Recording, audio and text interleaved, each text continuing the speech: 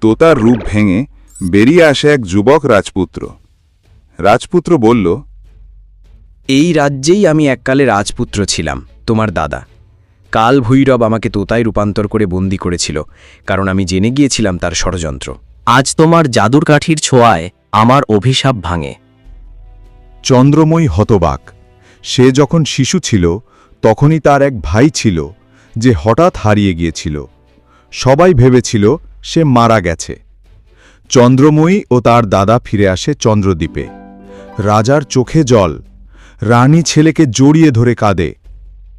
রাজকন্যা আবার প্রাণ ফিরে পায়, কথা বলে, হাসে। তোতা না থাকলেও তার স্মৃতি রয়ে যায়, এক সাহস, এক বন্ধুত্ব, এক গোপন সত্য, আর এক হারিয়ে যাওয়া রক্তের সম্পর্ক। তুমি আমাকে শুধু মুক্ত করনি চন্দ্রময়ী, তুমি নিজেকে খুঁজে পেয়েছ। আর প্রাসাদের উঠোনে আবার শোনা যায় এক নরম পাখির ডাক। কাছে এসে বসে আর একটি ছোট তোতা। হয়তো ভবিষ্যতের আরেক রহস্য অপেক্ষা করছে।